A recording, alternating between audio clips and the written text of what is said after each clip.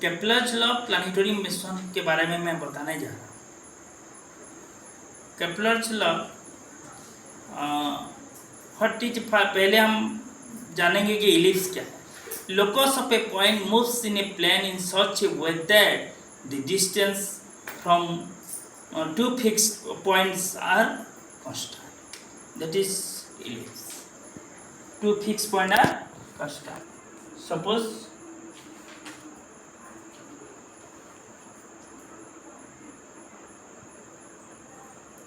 this is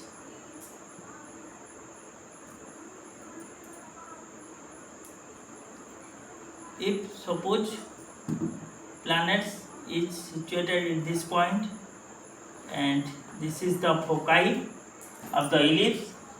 Locus of a point moves in plane in such a way that the distance from two fixed points are constant. ये distance, this is focus, this and this is the this point, this is this line and this line is equal. Suppose after some time the planets situated this point. So this point, this line and this line will be constant. Suppose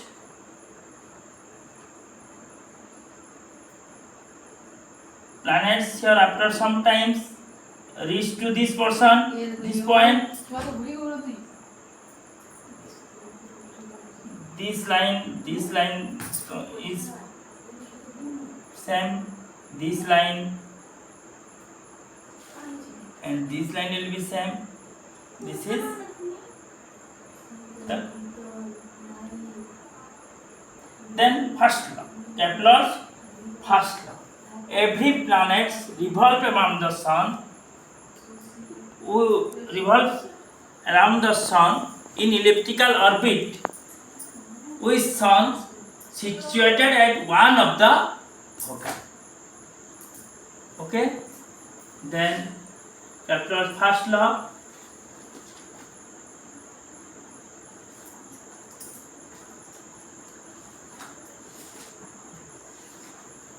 Every planet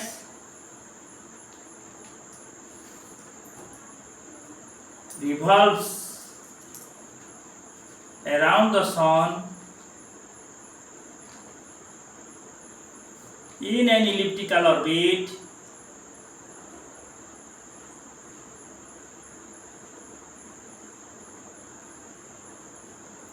with sun situated at one of the foci.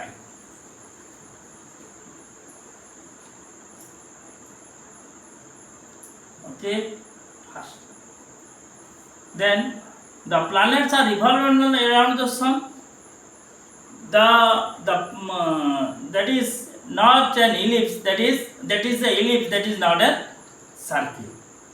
The path which are followed by the planet is called orbit. The orbit is these orbits are the path is not an circle. This is an ellipse. It has not got one center. It has two fixed points. That are called two fixed points. That are called foci. That is Kepler's first. Second law, the radius vector. Suppose this is sun. This is sun. So the planets is reach this point. After some time reach this point. After few months planet reach this point, and after few months planet reach this point.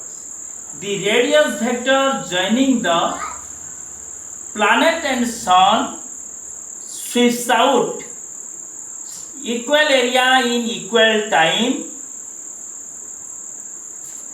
That is constant. The aerial velocity, this this is and this area and this area will be constant.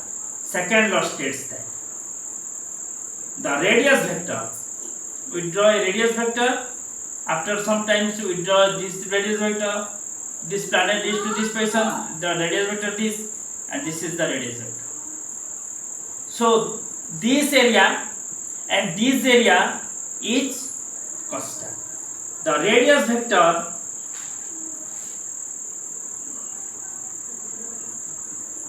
joining the sun and planet sweeps out the radius vector joining the sun and planet sweeps out equal area in equal interval of time or equal interval of time or equal time, that is aerial velocity will be constant. Aerial velocity is constant. Third point. Then we prove it. Del A is equal to half into R into del R. Okay. V is equal to del R divided by del T. This implies that del R is equal to V del T. Okay. V del T. Then del A is equal to half into R into V del T. Okay, this implies that del A divided by del T is equal to half R into V. Okay, this implies that half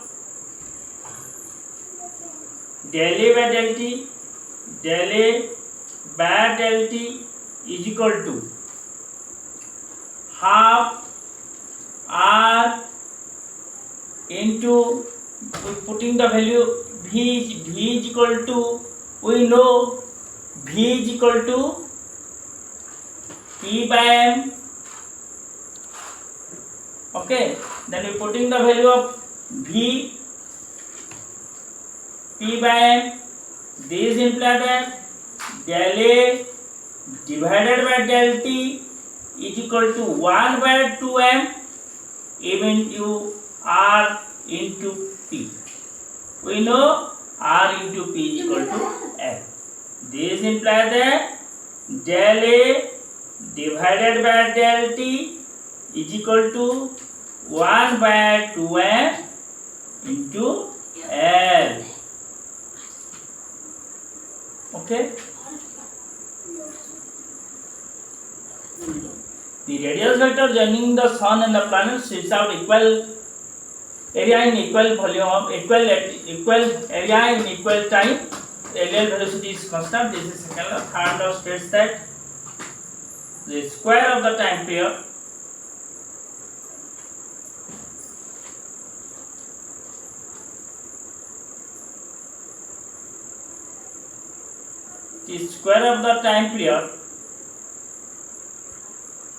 around the sun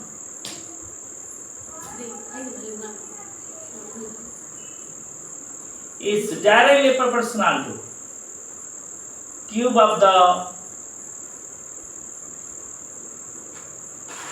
semi-major axis.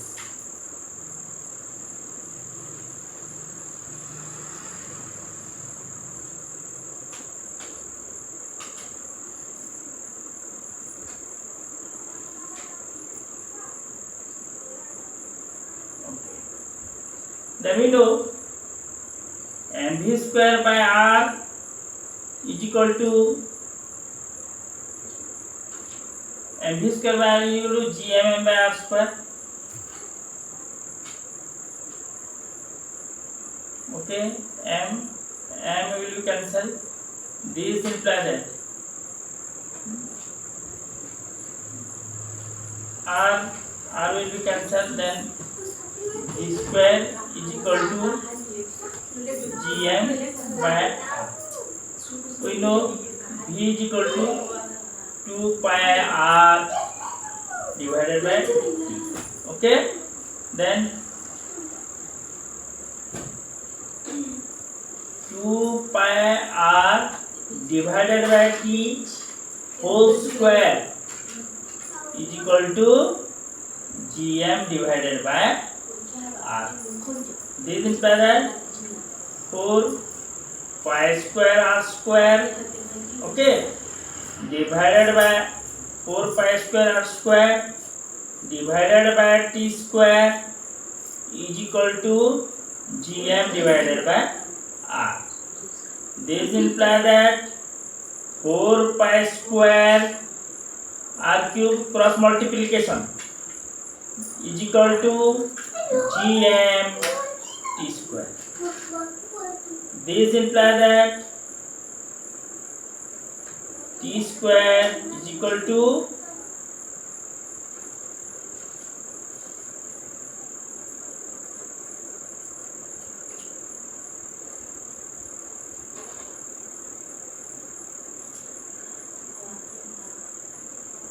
four pi r square r cube, 4 pi square r cube divided by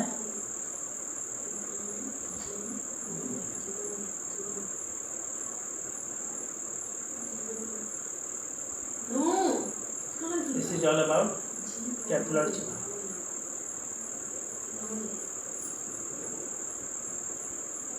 T square is directly proportional to 80.